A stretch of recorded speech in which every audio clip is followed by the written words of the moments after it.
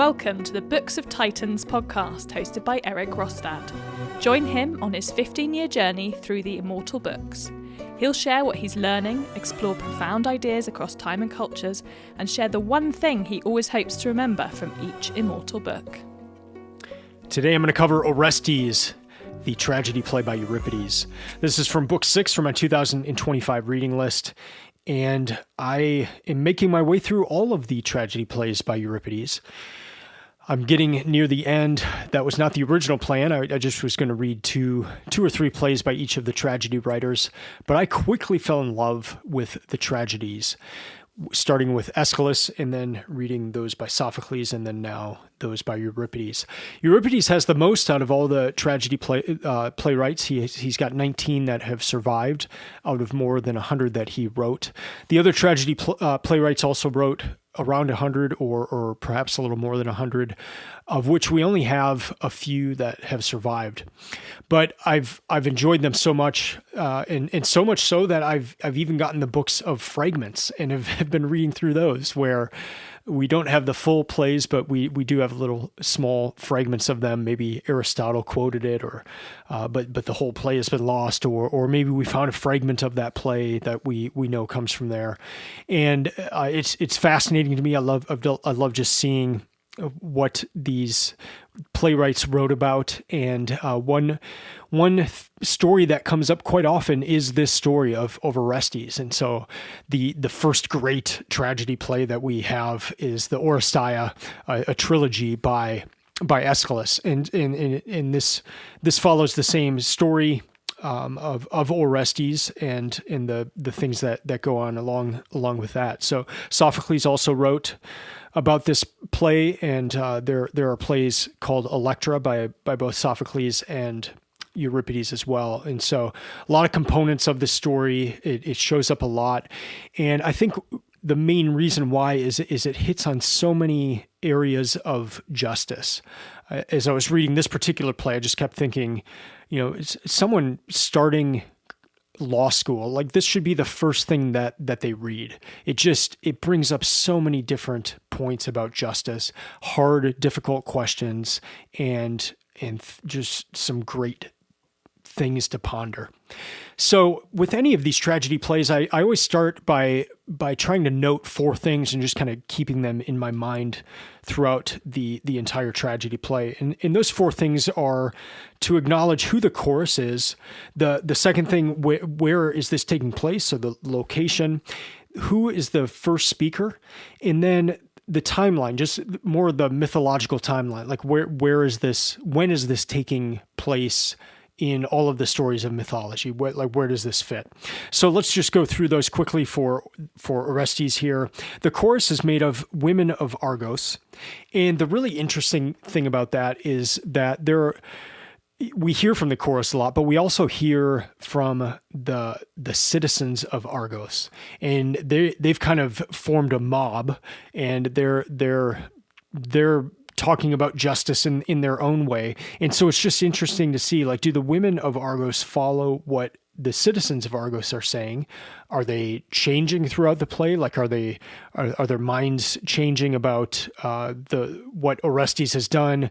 And so it's kind of fun just to track that. But just more in general, the chorus is a very important part of these plays in that it almost creates a buffer or a way of helping the audience understand the action that's taking place with the main characters. As far as location, this one takes place in Argos. The first speaker is Electra, and Electra is the sister of Orestes. And so the first speaker usually gives some sort of a prologue, and that may go back into the mythological history or the events that led up to what is happening in this play. And so the first speaker is just kind of sets the tone for everything and is important. And it's just always interesting to note if that first speaker is a god or if it is a person. And so in this case, it is a person, and it is the sister of Orestes. And then timeline, mythologically, this would take place between the Iliad and the Odyssey as kind of big points of reference. So this is kind of the homecoming period where it's after the Trojan War, and it's kind of when things are happening within the Odyssey. So at this point, where we start off is actually 6 days after Orestes has just killed his mother. And so if we go back a little bit, this starts way, way back, but let's just pick a point to start, and that can be at Aulis. And Aulis is a location where the Greek army stopped on the way to Troy to fight the Trojan War. And the winds were not favorable, so they've got their ships, they're ready to go and to go get Helen back for Menelaus, and Menelaus is the brother of Agamemnon. Agamemnon is the leader of the Greeks, and he's in a conundrum at Aulis here because the winds are keeping their ships from sailing to Troy to get Helen back and to fight against the Trojans. And Artemis, the god, says there is a way that the winds can stop, and that is that you have to sacrifice your daughter Iphigenia. And so that puts Agamemnon in a terrible situation, and kind of a city or a polis or the people versus his family. And he chooses the polis, he chooses the people, he chooses the society and going to war, and he kills his own daughter. Well, they proceed on to Troy. They have a 10-year situation where it finally ends with victory. They win the Trojan War, and then Agamemnon heads home. And upon arrival, his wife Clytemnestra has taken on a lover, and she kills her husband Agamemnon. And so that's the first play of the Oresteia. And so we know about that. That doesn't take place in this play, but this one starts 6 days after Orestes has sought vengeance on his mother for killing his father Agamemnon, and kills his own mother. Orestes, the title of this play, Orestes kills his own mother. And so now we've got matricide, but this story is a story of justice. Who is just here? Was Agamemnon just in killing Iphigenia in order to appease the gods and proceed on to war? Was Clytemnestra just in killing her husband as kind of a vengeance for her husband killing their daughter? What about Orestes? Is he just in killing his mother? Is it ever just to kill your mother? These are just some of the questions that come up, and they're difficult questions because they get into what is allowed. They get into what is justice. You have a lot of talk of the eye for an eye, and we kind of look at that as a archaic form of justice, but there is a limiting factor in that as well. And if you've ever been extremely angry, you know that you never just want to do an eye for an eye. If somebody has wronged you, you want to wrong them back and add some to that. If your eye gets poked out, you don't want to just poke out their eye. You want to do a lot more than that. And so there is a limiting aspect of this form of justice. But what about killing? Like, where does justice, what is justice in killing? Because the person that has been wronged they can't pay the person back. They're dead.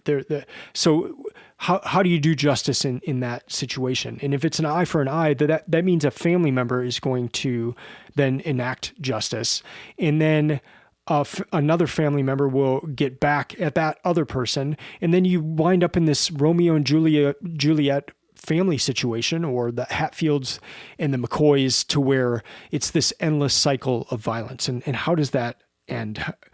So this play, in the Orestes story in general, is just, it's like the ultimate puzzle of there's all these different pieces. How do they fit together? How can justice be done in this? And does justice need to come from gods, or can humans do it? And the story of the Oresteia has been called the triumph of Athens over Delphi. And so Delphi is kind of where the gods reside and give the oracles. But then Athens is where the justice is created by Athena at the Areopagus. And so can mankind do this kind of justice, or are the gods required in these extreme circumstances? So this being a tragedy, it's going to, of course, be the extreme. We're going to be talking about matricide and killing your kids and all, the extremes, but it's done so that you can see if this is what it's like in the extreme, what would it be in other situations? And this play is so interesting in that it just kind of gets out of control. I'm reading it and I'm thinking, why is Euripides? He just keeps introducing characters, and these characters all want their own vengeance. And so this cycle of violence, this direction of violence is just, it's becoming absurd. They're talking about killing Helen of Troy. They're talking about killing Helen. Can you even do that? Can you kill Helen of Troy? And so you've got this almost like absurd situation. How do you get out of this? And then at the end of the play, the Deus ex machina, the God comes in and just kind of solves the day, like sets things right, makes just weird things happen where Orestes has a knife to Hermione's throat, threatening to kill her, and then like a few seconds later, he's going to marry her. And Menelaus, her father, is totally okay with this.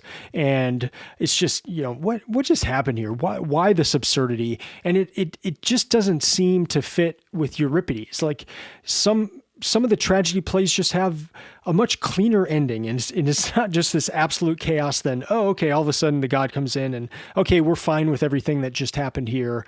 Now this is how it ends. And there's some great lines in the introduction about this, and one of them is this. And speaking of Euripides, he pushes the Deus ex machina convention to its absolute extreme. End quote. In that he certainly does.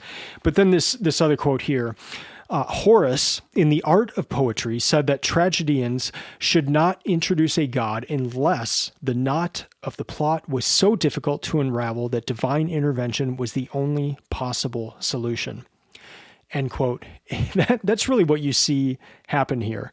It's like Euripides had to create this just insanity of showing direction wise, if everybody is seeking violence, it's going to become unmanageable. Like it's not going to lead anywhere good. Like the thing's not just going to all of a sudden flip around and get better. You're not going to get civilization out of everything going to absurd lengths on the violent side of things and the retribution side. So how do you solve this?